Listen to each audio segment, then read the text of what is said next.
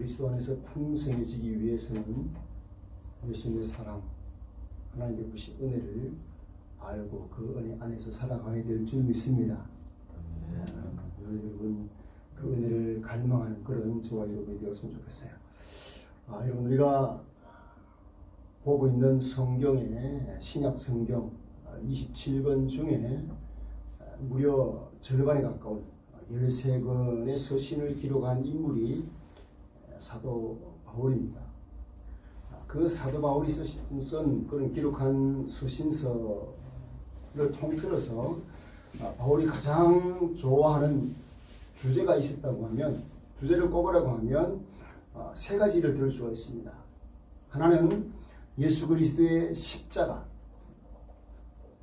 또 하나님의 구원, 그리고 그의 몸된 교회, 이렇게 세 가지 주제로 요약할 수가 있습니다. 십자가, 구원, 교회. 왜 사도 바울은 십자가와 구원과 교회에 관한 그런 주제들을 가장 좋아하고 많이 기록했을까? 그것은 우리가 알아야 될, 우리가 믿고 따라야 될 부분이기 때문에 그렇죠. 여러분 구약 성경과 신약 성경은 우리의 구원을 위해서 메시아를 보내신다는 약속, 그리고 예수님의 구원의 사역에 대한 말씀, 그것으로 가득 차 있지 않습니까? 그 중에서도 예수 그리스도의 구원과 그의 몸된 교회라는 주제가 가장 잘 드러난 성경이 있다고 하면 에베소서를 꼽을 수가 있습니다. 오늘 우리가 읽은 에베소서는요, 태초부터 계신 삼위일체 하나님, 성부, 성자, 성령 삼위일체 하나님의 영광, 그리고 웅장한 계획 속에서 시작에서 우리의 구원을 이루셨다, 감탄하는 내용으로 시작이 됩니다. 가장 의미가 있는 것이 뭔가 하면 삼위일체 하나님의 영광스러운 구원, 그 구원이 담겨 있다는 거죠. 오늘 1절 말씀부터 이렇게 쭉 읽어야 되는데 7절 한 절만 읽었습니다. 1절 어떻게 시작이 됩니까? 하나님의 뜻으로 말미암아 그리스도 예수의 사도된 바울은 에베소에 있는 성도들과, 자 1절 뒷부분 같이 읽습니다. 시작. 그리스도 예수 안에 있는 신실한 자들에게 편지하노니. 아멘. 에베소 교인들뿐만 아니라 오늘을 살고 있는 신실한 믿음의 사람들에게 이 편지를 하고 있는 것입니다. 그러니까 바울은 하나님의 뜻과 주권으로부터 엄숙하게 하나님의 말씀을 시작하고 있는 것이죠. 그리고 2절부터 보면 평안이라고 하는 샬롬의 인사말에 이어서 바로 뒤에 이어 나오는 3절부터 14절까지의 구절 한 구절 한 구절, 우리는 절을 나누어 놓았지 않습니까? 우리 한글 성경은. 그러나 헬라어 원문 성경은 이게 한 구절로 나눠진 게 아닙니다. 3절부터 14절까지 끊어지지 않고 통문장으로 기록이 되어 있어요. 여러분 이게 왜 의미가 있느냐 하면, 아마 사도 바울이 한숨에 그가 깨달은 예수 그리스도의 비밀과 은혜의 경륜을 깨달았고 감격스러워하면서 그냥 호흡을 멈추지 않고 그분의 은혜에 대해서 쭉 나열하다 보니까 통문장으로 그렇게 기록하지 않았나, 그렇게 추측을 할 수 있어요. 이런 문장이 길면 사실 받아들이는 핵심을 잡기가 쉽지 않잖아요. 그런데 이 사도 바울이 기록하고 있는 이 1장 3절부터 14절 그 통문장의 핵심되는 요소가 있어요. 그게 뭔가 하면 반복되고 있어요. 6절과 12절과 14절에 반복되는 후렴구와 같은 내용이 있어요. 그게 뭔가 하면 그 은혜의 영광을 찬송하게 하려 함이라. 이 세 번 나오거든요. 세 번. 3절부터 6절을 보면 우리를 구원하기 위해서 하나님이 어떤 일을 하셨는지 말씀을 하고 있어요. 우리 구원을 위해서 하나님이 하신 일. 자, 두 번째 7절부터 12절은 우리를 구원하시기 위해서 예수님이 그러면 어떤 일을 하셨나? 그것을 기록하고 있어요. 그리고 마지막 13, 14절은 우리의 구원을 위해서 성령 하나님이 어떤 일을 하셨는가? 자, 여러분 한번 생각해 보세요. 하나님 아버지께서, 아들 예수님께서, 그리고 아버지와 아들의 영이신 성령 하나님께서 우리의 구원을 위해서 하신 일을 기록한 거니까 우리가 뭘 놓치고 있습니까? 지금까지 우리는 우리의 구원을 언급할 때 항상 예수님의 십자가만 말하잖아요. 그러기 쉽잖아요. 틀리지 않아요. 예수님의 십자가가 핵심인 것 맞아요. 그러나 우리의 구원을 위해서 단지 예수님뿐만 아니라 삼위 성부, 성자, 성령 하나님께서 함께 그 구원을 함께 이루셨다는 거예요. 그 삼위일체 하나님께서 다 관여하시고 우리의 구원을 위해서 역사하셨다.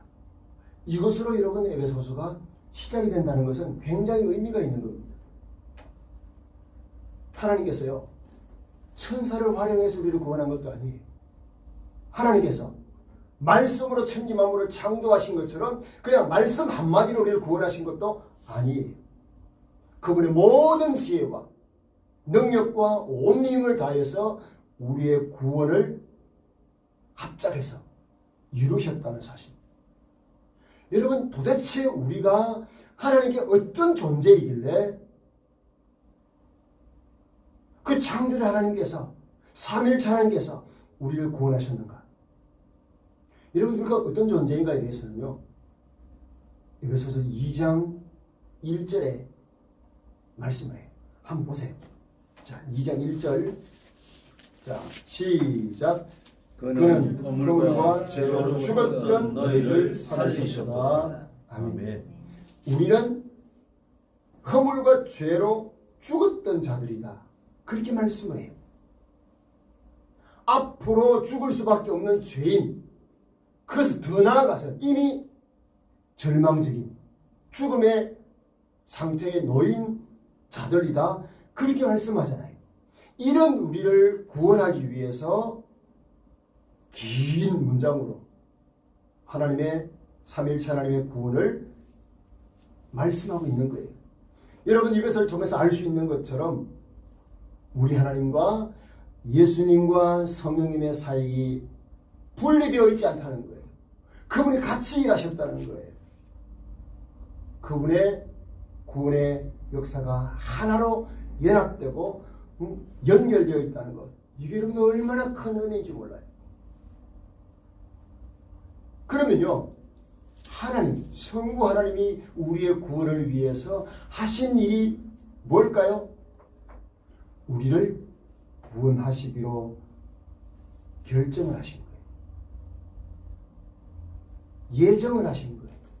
예수 그리스도 안에서 우리를 구원하기로 결정하시고 미리 예수님을 통해서 구원하실 것을 예정하신 거예요. 그러니까 사역을요, 계획하시고 추진하신 분이 성부 하나님이세요. 저나 여러분이나 우리가 놓치지 말아야 될 것은요, 하나님께서 계획하신, 하나님께서 예정하신 이 구원이야말로 이 세상에서 가장 귀한 것이다. 믿으시면 아멘 하십시다. 아멘. 가장 귀한 것이에요. 그러니까 여러분, 저와 여러분이 구원을 받았다면 다른 복을 구할 것이 없어요, 사실. 왜? 가장 귀한 복을 이미 받았기 때문에. 그래서요, 사도 바울이 3절에 보면 찬송하리로다. 하나님 곧 우리 주 예수 그리스도의 아버지께서 그리스도 안에서 하늘에 속한 모든 신령한 복을 누구에게 주셨어요? 우리에게 주셨다. 이러면 시제가 이렇게 중요한데요. 헬라어 원문에서는요, 이 문장이 완료형으로 되어 있어요. 무슨 말이냐 하면 신령한 복을 이미 주셨다는 거예요. 구원받은 자들에게 이미 주셨다는 겁니다. 부족함이 없고 다함이 없는 복, 그거 이미 다 주신 거예요. 가장 귀한 복을 주셨다는 거예요. 우리가 여러분 마태복음 14장에 보면 예수님께서 오병이어 기적을 행하신 사건이 기록되어 있지 않습니까? 착하게 보면 모든 사람이 다 배불리 먹었다는 거예요. 한 사람도 소외되지 않고. 그와 마찬가지로 하나님이 우리에게, 믿는 모든 우리에게 이미 그 풍성한 구원의 복을 다 주셨다. 그러면 이것을 우리가 믿고 내가 가장 귀한 구원의 복을 받았다. 신령한 복을 받았다. 이걸 여러분 인정하게 되면 우리의 기도가 달라집니다. 뭘 더 달라고 구하거나 다른 그 무엇을 구하지 않습니다. 이미 여러분 주신 복을 누리는 것, 그것이 중요한 것이죠. 저는 우리 성도들은 이 땅을 사는 동안 하나님 주신 구원을 누리는 훈련, 누리는 연습을 하는 그런 기관이다. 그런 시간들이다. 그러면서 우리는 성숙해 가는 사람들이에요. 세상에 있는 것들, 필요한 것들, 우리가 최소한의 것들이 다 필요합니다. 그러나 그것들보다 이미 받은 구원의 복, 신령한 복을 우리는 사용하는 그런 성도가 되어야 된다는 겁니다.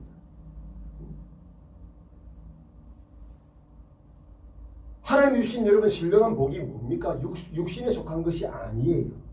하늘에 속한 모든 신령한 복이에요. 여러분 3절을 한번 다시 한번 보세요. 거기 보면 그리스도 안에서 하늘에 속한 모든 신령한 복을 우리에게 주셨다는 거예요. 이 땅에 속한 복이 아니라 하늘에 속한 모든 신령한 복이다. 그렇게 말씀해요. 그 복은 어디에서 맛보고 누구를 통해서 경험할 수 있다고 말씀합니까? 그리스도 안에서. 예수님 안에서요. 그러니까요, 우리는 예수님을 떠나서는요, 예수님 밖에서는요, 그 복을 알 수도 없고요, 맛볼 수도 없고요, 상상조차 할 수 없는 자들이에요. 오늘 우리 황 집사님 기도하실 때 인용하셨던 고린도후서 5장 17절 말씀도 그렇잖아요. 그런즉 누구든지 그리스도 안에 있으면 새로운 피조물이라. 이전 것은 지나갔으니 보라 새 것이 되었다. 할렐루야. 우리 새 것이 되었어요. 누구 안에서? 예수님 안에서.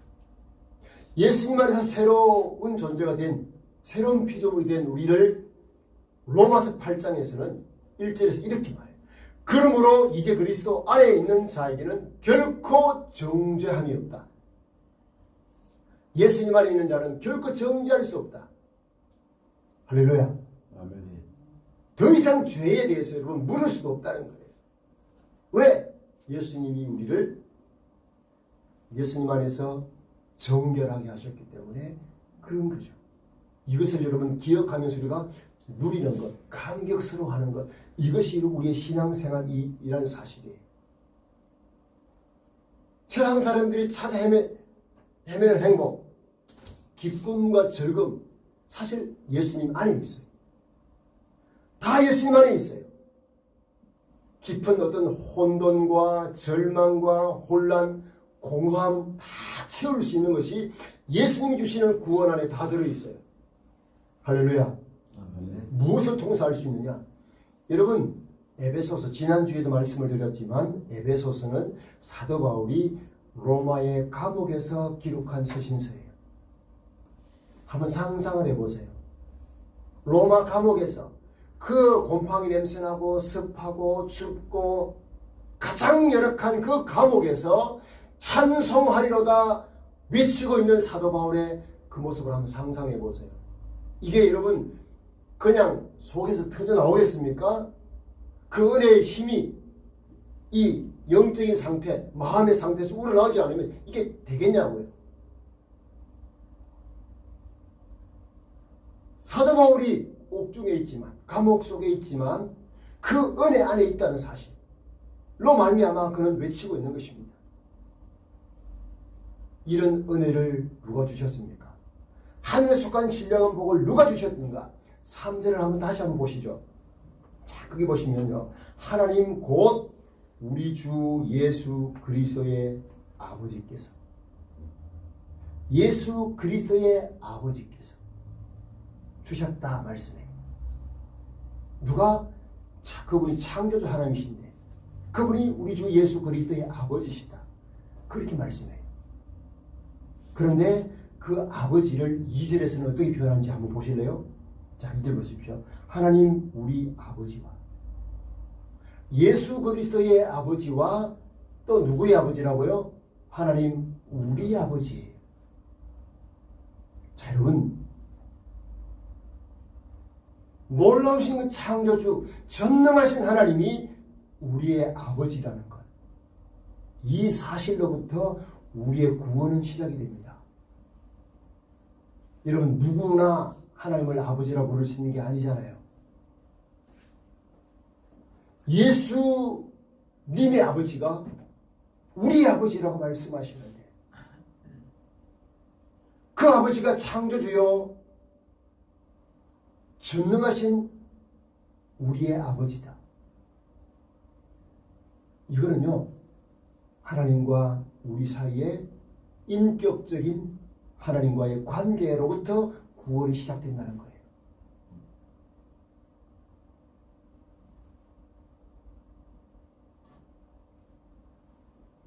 아마 어른 세대들은 아버지를 아빠라고 잘 못 불렀을 거예요. 그죠? 아버지, 아버님 뭐 이러죠. 아빠라고 못 불렀을 거예요. 저도 지금 자녀들이 있지만 뭐 성장한 자녀들이 아버지라 부르면 내 자신이 스스로 좀 아이들하고 좀 거리가 있는 듯한 느낌이 들어요. 그런데요, 큰 아이들도 아빠라고 할 때 이게 이 거리가 가까운 것 같은 느낌이 들어요. 아버지 입장에서 그래요. 근데 여러분, 우리가 하나님을 아버지로, 하나님을 아빠로 부를 수 있는 이런 관계가 되었다. 이게 그럼 구원이 이루어진 거 아닙니까? 하나님을 아버지로 부를 수 있는 얼마나 놀라운 은혜입니까? 그래서 여러분, 우리의 아버지 하나님께서 우리의 구원을 계획을 하셨다. 이 구원의 계획을 알게 되면 어떻게 여러분 우리가 가만히 있겠습니까? 어떻게 여러분 그냥 우리가 가만히 있을 수가 있겠어요? 이 구원을 받아놓고 나서.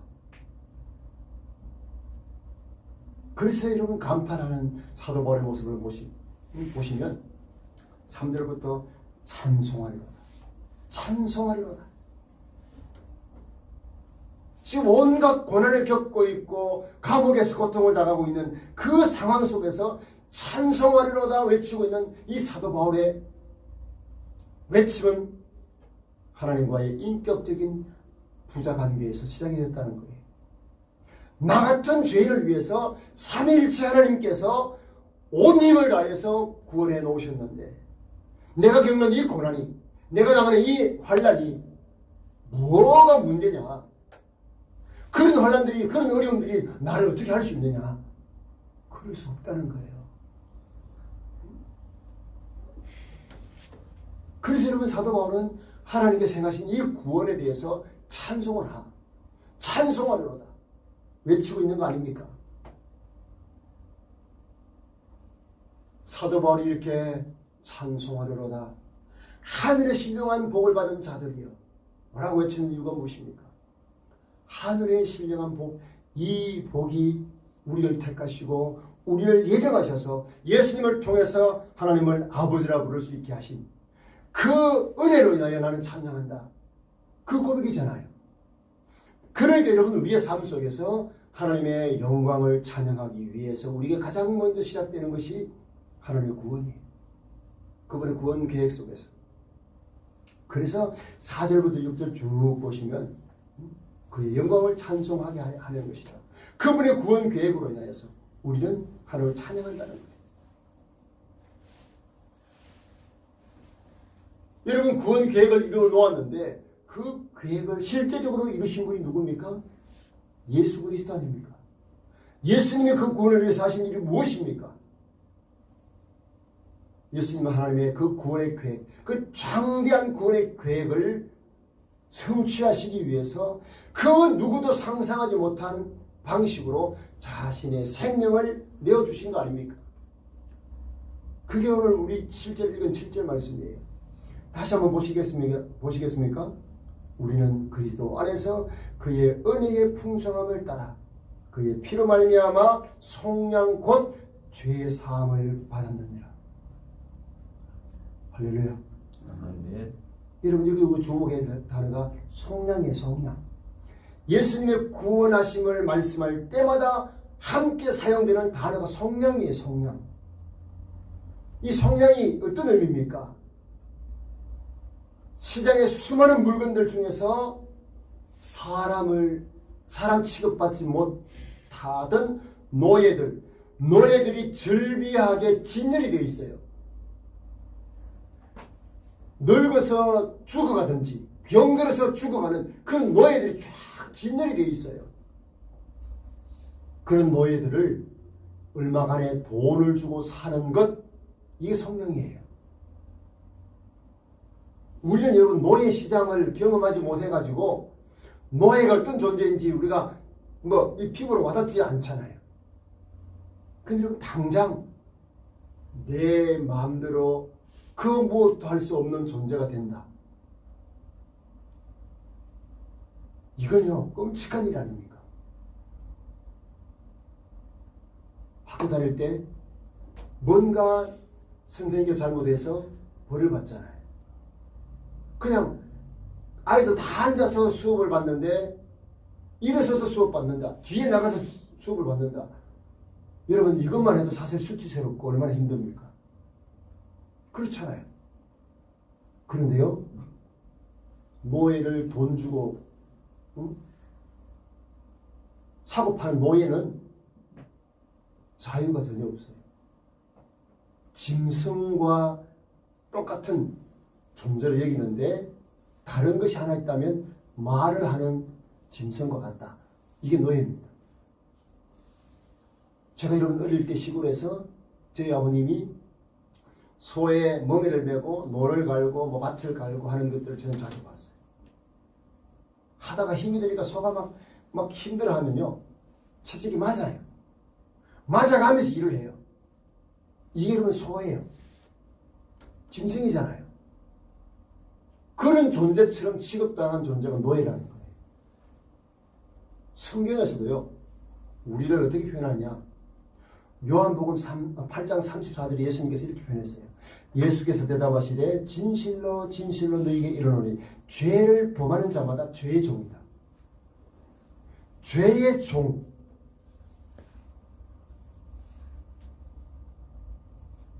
그러게 여러분 우리가 어떤 존재냐는 겁니까? 우리는 다 흠목의 죄로 죽었던 자다. 이 말은 죄의 종이었다. 그리고 악한 사단의 조종에 놀아나고 있는 그런 멸망의 자녀들이었다. 여러분 그렇게 성경은 말씀하잖아요. 이렇게 낙인 찍힌 우리 노예 같은 우리를 위해서 몸값을 지불하고 사는 것을 속량이라고 해요. 참 여러분 이 부분에 대해서 우리가 좀 와닿지 않아서 참 안타까운데 하나님께서 깨닫게 하는 은혜를 주시기를 바랍니다. 아멘. 이런 상상을 한번 해볼까요? 저는 여러분이 다 노예 시장에 지금 즐비하게 사갈 주인을 기다리고 있다. 그 상태에 있다고 한번 생각해 보세요. 그 중에는 병들어서 시름시름하고 있는 사람도 있고 나이가 들어서 더 이상 힘을 쓸 수 없는 노예도 있을 것이고 그래서 여러분 노예로 서 있는 우리에게 팻말에 가격이 다 붙어 있어요. 가격이 다 붙어 있어요. 그런데요 그 앞을 예수님이 지나가시다가 문득 나를 향해 돌아서시면서 나를 지목하신 거예요. 내가 이 자를 사겠다. 이 노예를 사겠다. 그런데요 저런 물건을 골랐다고? 제정신이야? 저 인간 얼마나 악하고 얼마나 위선적인 존재인지 모른다. 숨겨진 제약들이 얼마나 많은 존재, 노예인지 모른다. 악취가 진동을 한다. 저거에 사서 뭐 어디 쓰려고? 여러분, 악한 사단이 막 조롱을 합니다. 비웃습니다. 그런데요, 그 비웃음 속에서도 내 몸값에는 관심이 없다는 것이 예수님께서 내 몸값을 제시하시는 거예요. 몸값이 기록되어 있는데 그거 다 무시하시고 내 몸값을 제시하시는데 놀라지 않을 수가 없어요. 바로 예수님 자신의 몸을 대신해 주겠다. 예수님 자신의 몸값을 내건 거예요. 저 더럽고 음란하고 추악한 저 노예를 위해서 자기 자신의 몸값을 내놓다니. 왜 그렇게 비싸게 사려고 해? 여러분, 이런 조롱을 하지 않겠습니까? 그런데 여러분, 우리의 왕이신 예수님이 나를 이런 식으로 구원하셨다는 것은 그 누구도 상상 못합니다. 죄에 노예되어 있는 저와 여러분을 자신의 몸값을 지불하고 사시려고 계획하셨던 그 계획, 그것도 성취 아무도 상상 못했습니다. 내 죄로 인해서 내게 임박한 심판과 진노가 막 쏟아지려고 하는 그런 상황에 있을 때 조용히 우리 주님이 찾아오셔서 나를 두 손으로 잡으시고 자기 높은 자리로 옮기신 후에 예수님 자신께서 내가 서 있는 노예의 자리로 예수님이 내려가신 거예요. 내가 받아야 될 조롱을 예수님이 대신 받으신 그 예수님 모습을 한번 상상해 보세요. 이게 여러분 언제부터 시작이 되었습니까? 구약 성경 시작되는 창세기부터 아담의 범죄 이후로 하나님께서 아들 예수님을 통해서 구원하신 것을 말씀하시잖아요. 그게 여러분 창세기 3장 15절이거든요. 여자의 후손에게서 우리를 구원할 것을 말씀을 하는 것을 필두로 구약 성경 전체에 우리의 구원을 예정하시고 작정하시고 하나님의 뜻을 계속 알리셨어요. 그러게 여러분, 유대인들은요 아직까지도 예수님을 구원자로 믿지 아니하니까 누굴 기다리고 있습니까? 메시아를 기다리고 있잖아요. 그들은요 하나님의 구원 계획을 믿고 있거든요. 그런데 왜 예수님을 메시아로 받아들이지 않습니까? 자기들이 생각하는 메시아가 아닌 거예요. 성경을 자세히 보면 하나님이 제시하는 메시아가 분명히 예수님이 맞는데 그들이 거부한다는 거죠. 신명기 21장 23절에 나무에 달린 자는 하나님께 저주를 받으리라, 그렇게 말씀했어요. 예수님이 여러분 저와 여러분의 죄를 죄값을 담당하시기 위해서 자기 자신 내 몸을 내놓으신 그 십자가는요 저주받은 거예요. 그 저주가 죄의 저주거든요. 죄인이 받아야 될 저주 아닙니까? 그런 저주를, 내가 받아야 될 저주를 예수님이 대신 받으신 것을 말씀하잖아요. 우리가 잘 아는 여러분 이사야 성경, 이사야 50장부터 51장 쭉 보시면 우리의 구원자로 오실 예수님이 얼마나 초라한 모습인지를 다 기록하고 있지 않습니까? 사람들에게 조롱을 당하고 채찍질 당하고 그 모든 것들이 우리의 허물 때문이다, 우리의 죄악 때문이다, 그렇게 말씀하잖아요. 그에 당하는 곤욕과 그 모든 수치 다 우리가 당할 것들이라고 말씀하잖아요. 그런데 여러분, 우리의 왕이신 예수님께서 우리를 구원하는 방법으로 자기 자신을 십자가에 내놓을 것 아무도 상상을 못한 거예요. 그런데 여러분, 하나님의 그 구원 계획이 성취되는 곳이 어디입니까? 예수님의 십자가예요. 예수님의 십자가예요. 저는 우리 성도들의 가슴 속에 이 예수님의 십자가가 깊이 새겨져 있어서 어떤 상황 속에서도 십자가에서 오는 그 십자가 흘러내리는 그 사랑, 그 은혜의 힘으로 살아갈 수 있는 그런 성도가 되기를 축복합니다. 아멘. 그래야 된다는 거예요. 모든 절망, 나의 절망 다 가져가신 곳, 그 소망을 주신 곳, 그 십자가 아닙니까? 여러분, 예수님 당한 수치를 여러분 하십니까? 수치가 뭡니까? 사실은요, 내가 하지 않은 일임에도 불구하고 어떤 사람을 대신해서 그 허물을 뒤집어 쓰는 것을 수치라고 표현한다면, 예수님이 당한 수치도 예수님께서 당한 그 조롱과 수치를 당하신 것은 나를 존귀하게 하기 위해서, 나를 구원하기 위해서 당하신 수치 아닙니까? 그러니까요, 나를 대신해서 죄의 정죄를 당하시고 수치를 받으신 거예요. 그리고 그 예수님의 의가 우리에게 전가된 거예요. 이런 은혜를 받고 살면서 여러분 세상에서 못 살겠니, 죽겠니, 만에 여러분 이거는요 정말 은혜를 모르는 거예요. 사도 바울이 여러분 지난주 우리가 살펴봤던 하나님의 사랑, 예수님의 사랑, 하나님의 사랑을 대해서 알기를 위해서 얼마나 간절히 기도하던 거예요. 그래서 그런 거예요. 알면 강해집니다. 할렐루야. 하나님의 은혜를 알면 강해져요. 믿으면 더 강해져요. 성경 말씀을 여러분 모르는데 어떻게 여러분 믿음 생활 잘할 수 있겠습니까? 어떻게 영적으로 강해질 수 있겠습니까? 절대로 그럴 수 없는 거예요. 절대로 그럴 수 없는 거예요. 여러분 하나님이 구원을 계획하시고 예수님께서 그 구원 계획에 따라 십자가에서 죽으셨다. 그래서 우리는 더 이상 정죄당하지 않는 존재가 되었다. 여러분 이 말을 믿음으로 받아들이면서도 우리는 불안함이 없지 않아요. 없지 않아 있어요. 왜 그래요? 살아가면서 또 죄를 지어요. 예수님 자녀답게 살지 못하는 모습이 없지 않아 있어요. 그래서 불안해요. 근데 이 불안은 우리 주님 주시는 것이 아니에요. 악한 마귀가 주는 거예요. 누구든지 그리스도 안에 있는 자에게는 결코 정잠이 없다. 할렐루야. 아멘. 이 사실을 여러분 우리는 굳게 받아들이고 나의 어떤 상태와 상관이 없어요. 사실 이건. 그분이 우리 주 예수님이 나를 위해서 그렇게 죽어주셨기 때문에 가능한 거예요.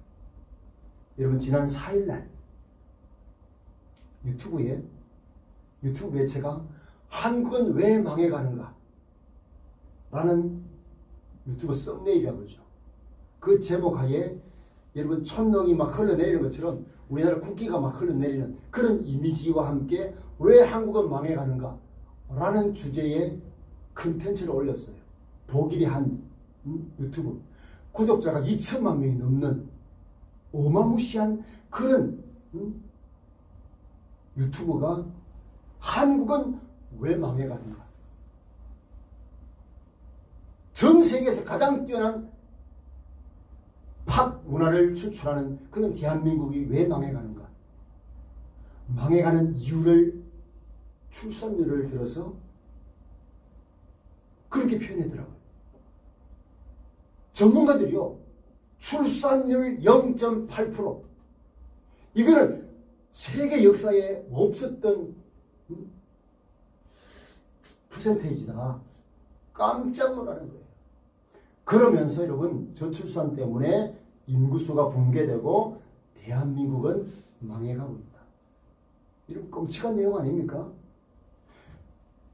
한국의 젊은이들요 100명으로 가정할 때 2050년이 되면, 지금 100명으로 가정할 때 2050년이 되면 40명으로 준다는 거예요. 60%가 주는 거예요. 2075년 앞으로 몇 년입니까? 뭐 멀지 않잖아요. 그때가 되면 16명, 2100명에는 6명으로 출생할 것이다. 그러면 여러분 어떻게 됩니까? 저출산 때문에 2100년이 되면 대한민국의 인구는 지금의 절반으로 한 2400만으로 줄 것이다. 문제는 뭔가 하면 그 당시가 되면 평균 수명이 주를 이루고 있는 세대가 59세라는 거예요. 59세. 이 숫자는요, 1950년 6.25 전쟁 당시에 우리나라 인구 수예요. 2천만 명. 근데 그 당시는 평균 연령, 주류를 이루고 있는 중위 연령이 18세였다는 거예요. 그러니까 가임기에 인구가 많은 거죠. 근데 59세가 되니까 더 이상 희망이 없는 나라가 되어가고 있다.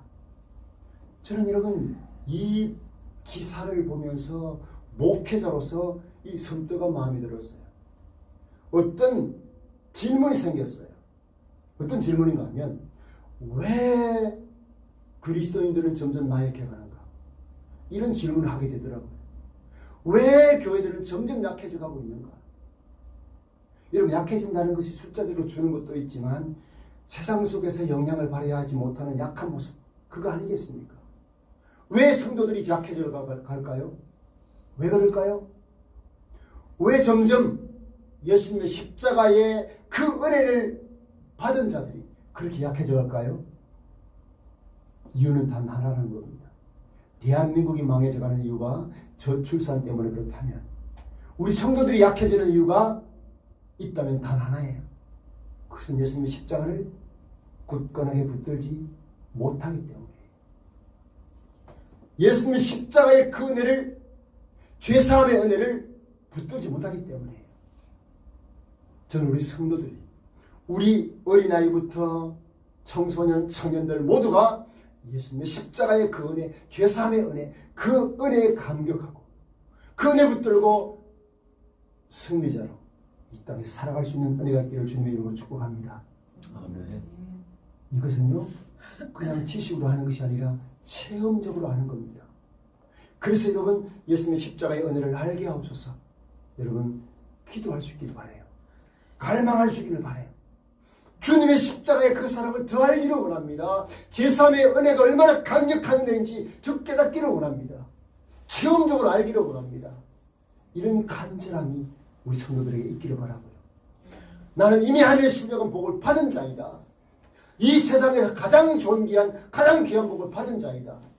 할렐루야. 아멘. 이런 감격 속에서 살아갈 수 있는, 그 어떤 어려움도 이겨낼 수 있는 사도 바울과 같은 그런 영적인 거인들이 다 될 수 있기를 주님의 이름으로 축복합니다. 아멘. 우리 같이 찬양 드리십시다. 예수님이 십자가를 생각하시면서 149장 찬양을 드리십시다. 십자가에서 나를